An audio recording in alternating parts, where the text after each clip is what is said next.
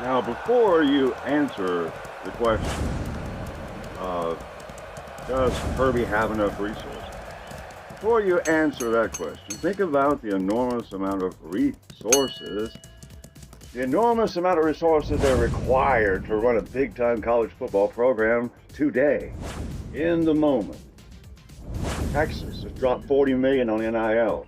We're getting outbid by Miami. Does Georgia need to play the money game a little harder? Or does 2025 matter that much?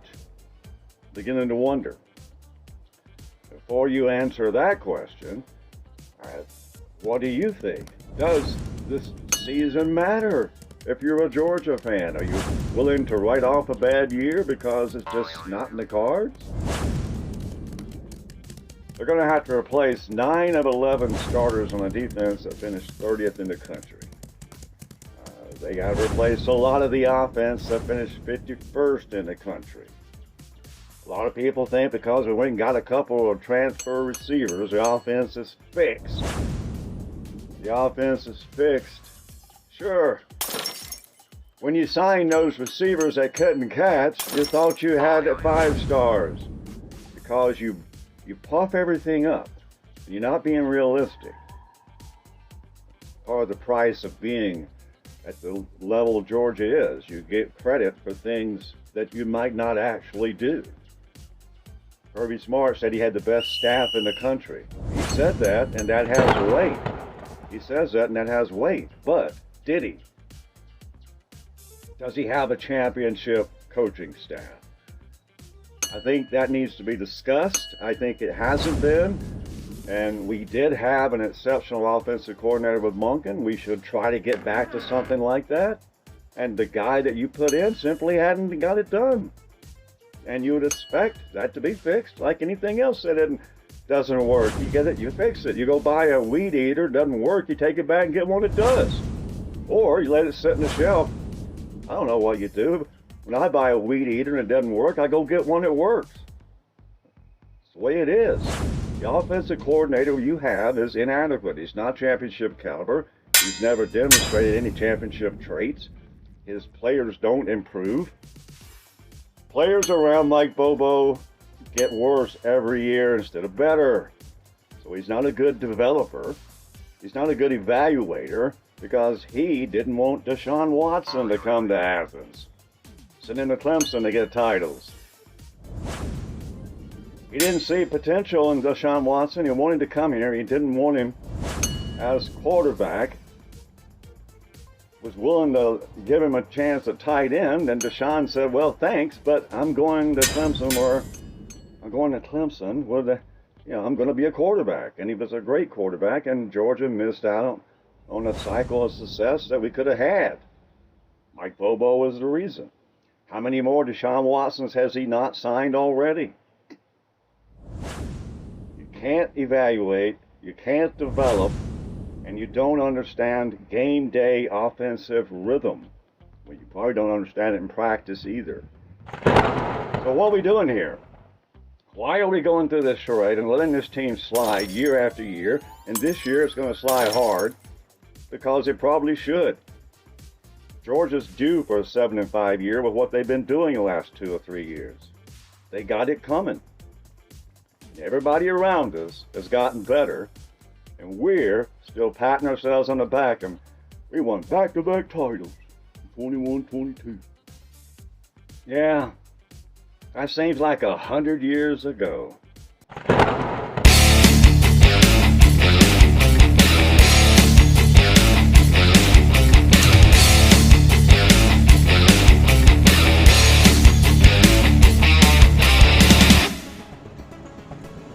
Well, it looks like I'm lost again out in the middle of nowhere. Guess I could pull over to the gas station. Ask for directions, I suppose. I hate doing that. Maybe I'll just pull over and figure it out with conversation. How you doing, partner? Oh, just fine. Go ahead and fill it up and check the oil and the tires. Never know when you might run into some trouble out in the middle of nowhere. Oh, no, you're not in the middle of nowhere. Oh. No, you're getting there, though. About 150 miles to the right, there's another gas station. 50 miles from whence you came was another. Yeah, I know the way around pretty good. Which way was you heading? Oh, yeah, well, Culver City, actually. Oh, you was heading to Culver City, huh? Well, it's a good thing you pulled over before you went to 150 miles to the next station, because Culver City is dead away. You was headed in the wrong direction. Oh, well, yeah, but I just came to get the cheap gas. Yeah, thanks a lot.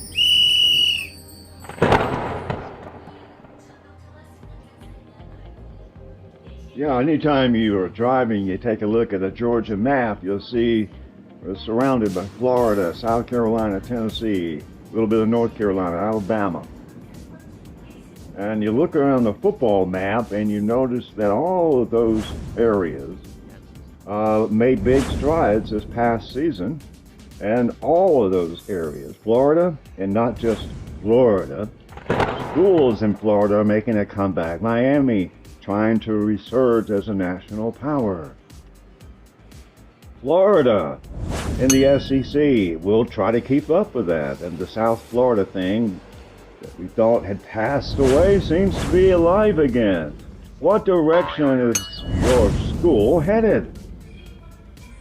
Whether you're a Georgia fan, Tennessee fan, South Carolina, Florida, Alabama, all around us, our neighbors are trying to be good in football. Imagine that. Georgia had them all topped. Everybody knew what direction they were headed, straight to the top, and they intended to stay there. But here we are in the third year that we aren't celebrating a title or celebrating a great season. Last two seasons have been worse than the other. Will that trend continue? What direction is Georgia headed into? We'll talk about that a little bit too. But first, I wanted to address some of the three biggest gainers in the SEC. Three schools that have picked up a lot of progress. They gained on everybody, and I'll tell you what three they are. We all know Florida is going to be pretty good. Somehow they've been in the dumpster fire for almost a decade. They can't figure out how to score. They can't get a coach. They can't figure out how to recruit. But somehow they found a quarterback. Gee, how hard was that, Florida? But you found one. And now that you have it, you're going to do something with it. Same is true at Auburn. They found a quarterback, and they'll try to do something with it. Georgia Tech has found an offense. All these schools around Georgia are going to have great offenses very soon, most likely this coming season, while our offense sits in dry dock. 51st in the country last year, and no significant improvements. How can you say that getting transfer receivers is an automatic improvement? You signed those receivers as 5-stars, 4-stars. They drop ball. It couldn't be the coaching. That's never the question at Georgia. So, what direction are they headed? We're going to talk about all the SEC because we have plenty of time before the season starts, and a serious fan doesn't take time off. He doesn't go to barbecues and cookouts and weddings. He keeps up with recruiting. Thank goodness he does, because I don't want to. They sign a class at a certain day, and that's when I pay attention to recruiting. And Georgia's recruited well. But again, everything that they've done well, when they stop doing that well, the team degrades. They used to be good at offense, now they're not. They used to be dominant in defense, now they're average. And they used to be outstanding in recruiting, but will that change? We're already seeing misses at the top. Cantrell went to Miami. Couldn't keep your own quarterback in the backyard. Does Kirby have a big enough checkbook?